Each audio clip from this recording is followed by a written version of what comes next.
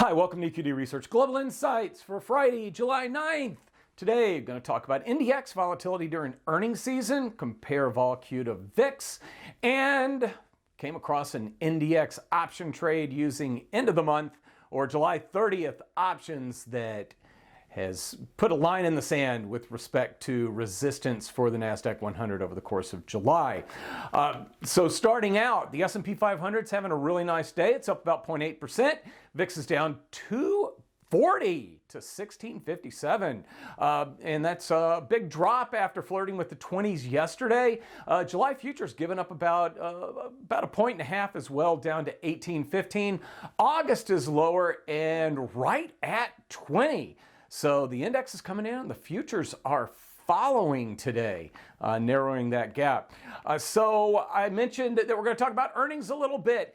And basically, I've been doing some work on the seasonality of VOLQ versus VIX. VOLQ typically is at a premium relative to VIX, but it is more so during the earnings months of January, April, July, and October. And I'm going to show you a little chart that highlights the earnings months. And you can see July, 71.14% of the time, VOLQ closes higher than VIX. That is much higher than the long-term average, which is the bottom of the table. You can also see that October, I'll definitely be talking about this again in 3 months, because VOLQ is consistently higher than VIX, almost 80% of the time during that time of the year. Typically a very volatile time of the year, but also another earnings month where NDX volatility starts to rise a little bit just because of the composition of the NASDAQ 100 versus the S&P 500.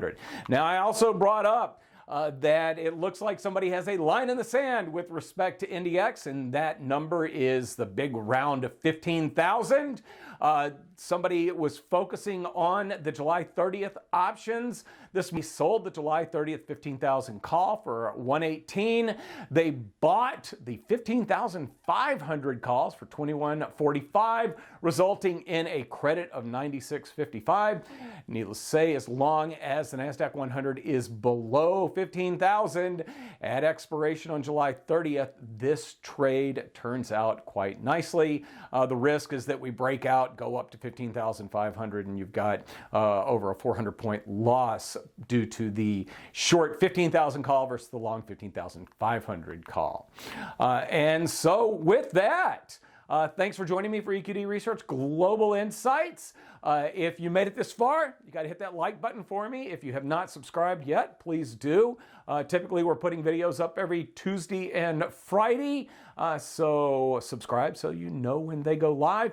If you've got any comments, use the space below. And if you've got a little bit more extensive information you'd like to talk to me about, or you'd like to dialogue about a little bit, I'm always open to that. And you can use my email address, rhodes@eqderivatives.com.